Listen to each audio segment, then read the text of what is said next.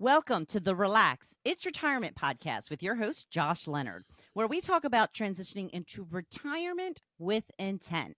I'm Wendy McConnell. We also have Pete Belcastro with us today, a recurring host here on the podcast. So, welcome to both of you. Thanks, Wendy. Thanks, Wendy. Yeah. Well, we'll say, Pete's just stable now. He was a little disappointed because he's had a break here for a couple of weeks. So we're glad to have you back, Pete. Thank you. Yeah, I was feeling a little bit, a little bit neglected, not being able to talk with Wendy here over a couple weeks. But it's great to see your face again and be here to, talk about a few interesting things we found at least. Yeah, I love the way he sucks up to me after I kind of slammed Josh a little bit before we went on air. Well, he doesn't want to get beat up by you too, Wendy. He's a wise man. But it's kind of fun though, isn't it, Josh? Yeah. No, I take no real offense to anything that's said. Yeah, all but- right, good. I don't want to get big. I don't want to get in trouble with the big boss, you know. Where's That's that? right. Where are Yeah. they? What's his name again? Email address. Okay, guys, we're going to be talking about longevity today, which is what I hope I have in my job. But today we're going to be talking about longevity in retirement, right? Absolutely. I think, that's it. People think, oh, I'm going to retire. I saved all this money. Great. I'm retired. Now I'm going to use all the money. But that's not really the case. Many times retirement lasts a very, very long time. Just in February of this year, we had my grandmother pass away who was 97. Now, some backwards math. She was born before me too. So if my grandmother lived till 97 and her mother before her was 91, most likely my mother's going to live even longer. So when you're planning for retirement, we want to make sure that we have a good timeline set up. I think oftentimes folks think, oh, I'm retired. I need everything today. Instead, we need to think about a really long timeline. Yeah, I think one of the first things that we talk about with people when we start establishing a plan, it's hey, what's your expiration date? How long does this thing last? And obviously, nobody knows that answer, right? We don't know. So, yeah, and I think in framing it, the questions that Pete and I will ask is, oh, okay, well, are your parents still with us? Yes. Okay. How old are your parents, right? If your parents are like my grandmother, 97 or into their 90s, we need to be planning, assuming you're still in good health today, that long runway. If your parents live till, and my mom's guilty of this. Well, just because my mom lived to 97 doesn't mean that I'm going to. Well, that's true, but we should plan for it. That's right. One of the first places we do look is, family history. Your parents, grandparents, and obviously that changes with society as a whole as well. Obviously, our great grandparents, even if they had a longer life, it's all relative, so it's important to keep these things in perspective, and really, what we've seen is, is those things do start to align, once somebody is in retirement, and their parents lived longer, they tend to live longer. It's almost, the longer you live, it's like the longer you live, the longer you're going to live almost, Yeah, I think we often talk about that lifespan after age 65, but really if you look at mortality tables, it does take a little bit to get past 18. And, if you think back to those younger years, kind of makes sense, right? You take some risks in your younger years that you learn better. This is the next phase, right? So you learn how to safely operate a car without killing yourself, hopefully, in your younger ages. Once you're in retirement, we also need to plan and set up the proper structures that we can thrive over that next maybe 20, maybe 30 plus years. Right. when we look at a plan, we look at, hey, how do we structure assets and how do we structure plans appropriately to reach that 30 plus year retirement? So, You know, what are some of the keys then, Josh, that we need to be thinking of and putting in place if it could potentially be 30 plus years, as you mentioned?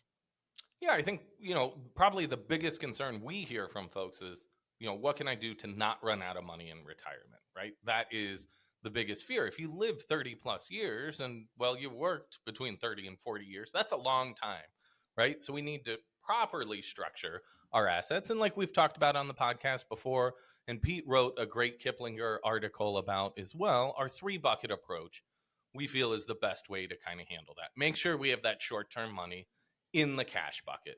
So any expenses for emergencies are covered. If we know we need to get a new car in a couple years, let's build up that cash bucket a little bit higher so we have money to do so. From there, let's protect our income for the next 6 to 10 years in our income bucket, where those income sources are pretty stable. We know where the money's coming from, and if the market's up, down, or sideways, it doesn't make a difference. Our income's still coming in on a monthly basis. After that, let's grow to replace those other 2 buckets as we spend down the assets. So in that growth bucket, our timeline is 6 to 10 years or 10 plus years, depending on what stage of retirement you're in, knowing that we have the income and an emergency fund covered. You know, in terms of growth, then in that growth bucket, well, it's not all being stuffed under the mattress. We are taking some risk in the portfolio there, knowing that we still have time to grow it. When you're 20 years old starting out a job, you know, the conventional wisdom is you can take more risk because you have a long term or you have a long time until retirement. Well, I think even on day one of retirement, your timeline is still pretty long too. Yeah, absolutely. You know, making sure that you can have things better compartmentalized, you know, in your head to, you know, whenever, you know, you are in retirement, different things kind of come up that were unforeseen. You know, the more that we can plan for those emergencies and, you know, and make sure that your income is in good shape, that, you know, the better off you are. Yeah, I mean, certain things, you know, are just going to, like we talked about, if you're invested in, you know, the market, there's going to be, you know, a certain amount of risk. And, you know, if everything starts to tank, it's, you know, it's pretty tough if 100% of your money is all in that, you know, in that risky area. You know, so, you know, it can, you know, and really a lot of this and what we talk about is whenever we do establish that plan, it's making sure we have these kind of fail safes that we make sure that we stick to this plan, you know, and how do we do that? And it's using that 3 bucket approach, you know, and that's what it's all about. Yeah, and I think our reminder, that growth bucket too, we want to take risk, right? And, Yeah. and we want to take that stock market risk where we're going to see it fluctuate. We also want to be diversified in that growth bucket too, though. We don't want to put all of the chips on, you know, the next tech company, right? We want to make sure that we're properly diversified so that we're protected as well. We don't want to just be chasing the hot stock. Yeah, absolutely. Yeah. Calculated risk, you know, we can only, you know, you can only diversify risk, you know, away so much, and that's why, you know, whenever you are in retirement, you know, having that 3 buckets, it does work. You know, kind of reminds me of I had to teach some people how to use some axes and some hatchets, you know, within the Scouts here in this past week. And I was working with adults, and you're trying to tell them that, hey, this is what we do to try and keep ourselves safe, but we're using axes, we're using hatchets, so there's an inherent risk already. You can only be so safe whenever you're dealing with those things. So realizing that if you are in the stock market, if you are in, you know, just individual mutual funds or you know, individual stocks, you know, there's always going to be that inherent risk with that. You know, so that's why it, you know, looks to, you know, it makes sense to look other places sometimes, especially in retirement. Yep. Yeah, I think in the financial planning aspect too, another common thing we talk to clients or prospective clients about is your tax plan along with that. Being tax efficient can help make your money last longer because, well, you're giving less to Uncle Sam. We're not talking about tax evasion or anything like that, but many times we'll meet with folks who have recently retired and they say, oh, I retired a year ago and my first full year of retirement, I paid $0 in taxes. Well, sometimes $0 in taxes actually marks a failure because you didn't take an opportunity to fully fill up your tax brackets. If we look at a client like that maybe 3 or 4 or 5 years from now, when they have to take RMDs, they are forced into a 22% tax bracket. Well, then, man, you didn't do yourself a favor at all by not paying taxes in 1 year. You should have paid in the 12% or the 10% tax bracket rather than letting it all fault to the 22 later on. If we think of it from that 12 to 22, well, we would have saved 10 cents on the dollar then by maximizing the 12% tax bracket. So we want to make sure in our financial planning that we're being tax efficient and thinking about that long timeline. Now, if a client comes to us and they're 60 and they say they paid nothing in taxes and they don't care who the money goes to and they're going to die in 5 years, well, that's a different plan, right? We need to factor in the appropriate amount of longevity and then maybe even look at the next generation as well. What is the tax efficiency for those inheriting the money as well? And let's, keep the money in the family, not necessarily give more to Uncle Sam. Yeah, I mean, and that is an important piece. I mean, we help out with tax planning, making sure that, like you said, I mean, we're not avoiding anything. You're going to pay 100% of the tax that you're owed, but not a penny more. And, yes, whenever you, those advantages, they can go away if you don't take advantage of, different tax breaks or tax, brackets, whenever you do have that fixed income, because there might be a year where you have to have more income, and that year, maybe it's nice to not be bumped up into that, like you said, 22 or 25. We'll see what happens, coming up in the future here. Yeah, we might be in a higher tax bracket environment in the future as well, which would lead to another common pitfall that we'll see in planning for the long term is sometimes people are too aggressive in things like Roth conversions, and then they bump up the cost of their Medicare, or it has other ripple effects on their financial plan as a whole. So when we're planning over that long term, we got to watch out for a couple of these pitfalls to be as efficient as we can to help make the money last. So us financial advisors, we like to talk about stocks and bonds all the time, right? But there's a little bit more to it, whether that's proper Medicare planning or tax planning to really get you through the long term there. What about health and wellness, Josh? Why don't we talk about that? Tell me how you're going to stay healthy and well through retirement. So I think the big thing that we were touching on there was Medicare, right? So let's set up the proper structure to begin with. When you turn 65 and go on to Medicare, let's make sure that you have the proper setup to cover all of your medical expenses. I think a big one that's often overlooked is your Part D drug plan. That one you can shop out every year in the fall. So get that list of meds that continues to grow throughout retirement and shop it out each and every year. I know even for my parents, we switched from one Part D drug provider to the other, and it saved them about $7.50 a month, and the cost of their prescriptions actually went down as well. So in terms of health and well-being, let's take a look at the plan, continuously monitor the plan, just like our investments. But let's also stay active. So, I just saw another pickleball article this morning that there's more pickleball courts being built this year than in the last 2 years combined, or some. Don't cite me on that, but as we know, it's a very popular sport, right, Wendy? It's not slowing down for sure. It's not. Yeah, I so do more have and to more say, people are doing it. we got an Amazon box, and there's some pickleball rackets in there. So They're called paddles, Josh. Oh, paddles. jeez. Oof. Amateur. All right, relax. It's retirement podcast. Out of the pickleball community there. I won't be. What is it? What's the other no? Like overhand in the kitchen, right? No overhand in the kitchen. That's right. Right. Stay out of the kitchen, Josh.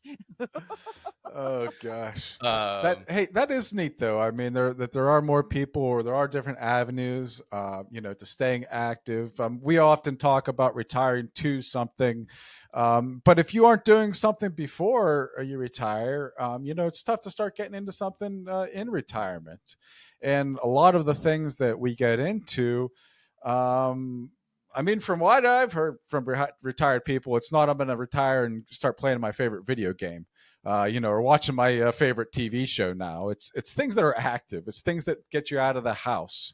And I was looking at some charts, about life expectancy, and every year, every time a census is redone, things are kind of adjusted here or there.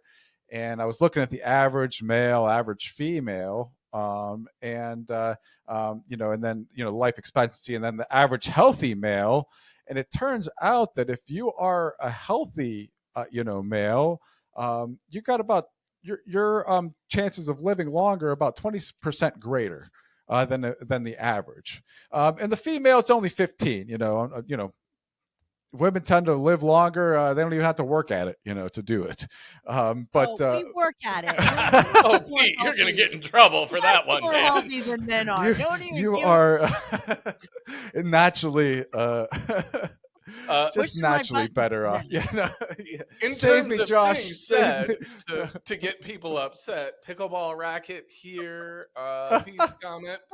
There, I was trying to. But I guess the interesting thing was that if you're active, if you're healthy, we know obviously that the healthier you are, the better off you're going to be, and the better your quality of lifestyle. But that just gets compounded whenever we do get over the age of 62. So the more active and the healthier you are over the age of 62, it has these compounding effects on your life expectancy, and you have to understand your quality of that retirement as well, because you can get up, you can get out, and do the things that you want to. Yeah, I mean, I think that active lifestyle is so important. And for me, it's cool to watch because you build a social circle around it, right? So, Wendy, I'm sure you have some pickleball friends, right? You've made associations through this game that you all share a passion in. Well, and I think that's one of the most underrated parts of pickleball. It is such a social game. I mean, I literally have met hundreds of people. Like, so it's crazy. And they're all their last names are pickleball in my phone. So Yeah. So you could use the company field as pickleball. Just a little phone hack. I don't know their last name. I just know it's Josh for pickleball. Nice. Josh Pickleball. Yeah. Josh pickleball. So yeah, but it's very, very social, and you can, it's a great way to get into groups and go out and have all kinds of new experiences. I think that's it. I think learning a game is something that helps us grow. Like for me, I'm learning how to golf, and later this week, Pete will be out here in Michigan. We're having the office out here in the Michigan area, and we're gonna do some fun things. And one of the things we're gonna do is play golf. And while I'm trying very hard to improve, Pete's gonna kick my butt, and so is Eric, and so is Desiree in our office, because they've been playing and they've learned over time. But we can share a nice, hopefully sunny but not too hot morning into early afternoon playing a game, and have some good chat around that. So it's a good bonding experience as well. I think golf is sort of a traditional thing that people retire and do more. Pickleball's a new sport, but I think what I already am finding is I find one thing, I engage with it, and then I learn something else. Or maybe a golf friend then encourages me to play pickleball or play tennis or another game, and you continue to meet more people. And in retirement, if you're fortunate enough to retire and have that free time, it's great to fill it with those associations and knowing other people, sharing your struggles, whether it's in the game or in your personal life with someone else, really helps embrace the quality of your life over time. So there's no clear financial metric for that, but we encourage you to stay active. And I think that is a huge piece of your health and well-being in retirement. Absolutely. And like Wendy was saying, it also pays to, to be around other people, to share in community, that also feeds into it, is you get to stay active in your community if you are a part of these groups. Yeah, and I think we've talked with several nonprofits or different associations that benefit the local community. So maybe pickleball isn't your thing, or golf, or physical activities maybe aren't your thing as much. You can help with local charities, get involved through the church, all that kind of stuff uh, can give you a lot of those same benefits of the social interactions and building that community around shared interest and passion. But you also have to worry, not worry, you have to kind of make a routine, something that kind of gives you a little structure that you follow, kind of have a game plan, so to speak. Don't just get up and wing it every day, right? That's right. Yeah, I think we had Chuck on the podcast last week, and Chuck moved down to Florida from the Pittsburgh area. And his routine is I wake up early. He's like, I would just naturally wake up early. So I go for a walk and watch the sunrise on the beach. Well, to most of us, that just sounds nice. Like that's something maybe you get to do once a year on vacation. And he can do that almost daily. Well, through that, again, he's met people and, made friends and helped grown his social circle as well.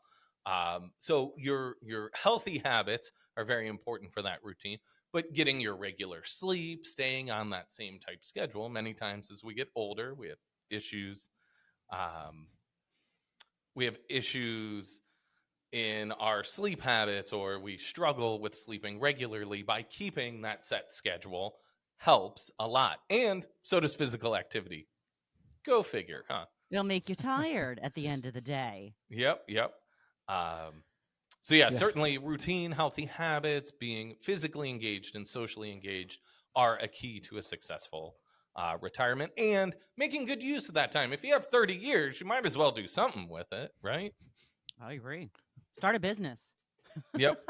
There you go. You can. And I think that was something that Chuck said when he retired. In last week's podcast, we were talking about, he retired from his regular job. He had started another business, did that for a while, and has kind of stepped back from that, but he's always finding something else to do.